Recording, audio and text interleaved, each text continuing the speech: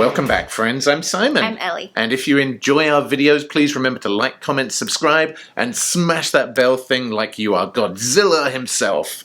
And, of course, we're excited because Apple TV Plus just dropped a teaser for their Monarch Legacy of Monsters TV show that comes out in November. But that is not all, because the OG studio behind Godzilla himself, Toho from Japan, have also released a trailer for their new movie, Godzilla Minus One, that also comes out in November. So we're going to get a double helping of Godzilla in November.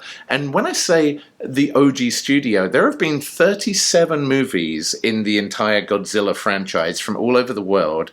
33 of those have been by Toho. So these are, if Toho don't know Godzilla, I don't know who does. So we're going to dive in right now, check out the Japanese trailer for Toho's Godzilla Minus One. If you want to see what we think about it, then stick around until the end. But for now, let's go. Let's do this! Classic start.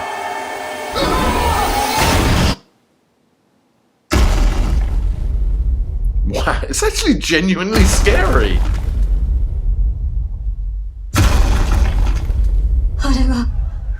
Gojira? I would say so. Oh my goodness.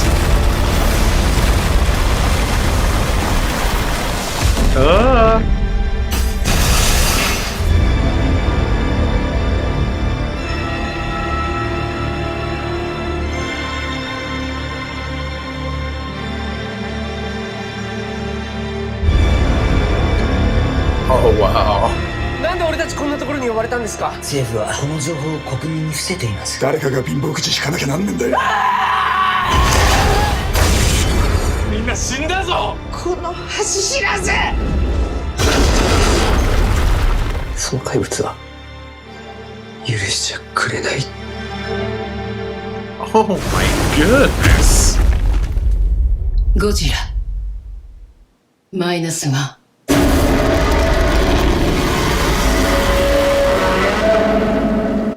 Oh my goodness. So a very, very similar looking Godzilla, very different feeling movie to what we've seen from Warner Brothers and even Apple TV recently. What did you think of the trailer for Godzilla Minus One? I feel like it's another teasy one. But at the same time, what more could you say about Godzilla versus a city?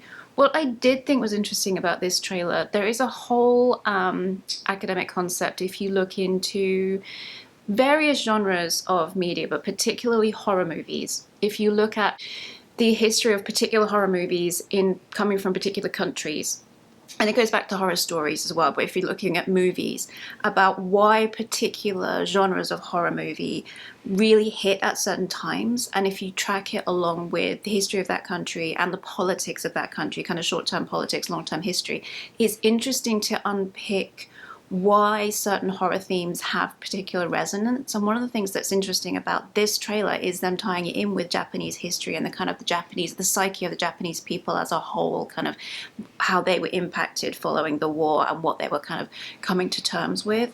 And then, examining what do these giant monsters represent, because there's so many kind of giant monsters in Japanese media, kind of what does that represent when we're looking at them recovering after the war as well. So I really like that they're kind of really hitting you with that kind of depth of you needing to confront history as a part of where this Godzilla myth is coming from.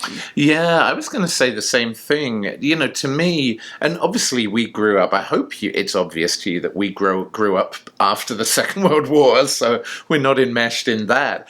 But clearly, when you look back on history, it's no secret that certain parts of Japan were demolished by monstrous bombs, and within the Godzilla mythology, there are kind of two aspects to that. One, Godzilla almost represents that devastation that was reaped against Japan.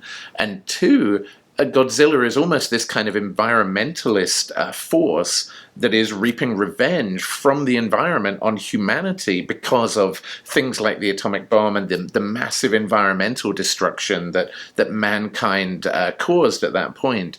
And this also has this kind of almost like an economical aspect as well, because Japan's economy was completely destroyed after the Second World War. So I really love this backdrop of like post-war Japan, the economic depression, the devastation by the atomic bombs, and the environmental impact.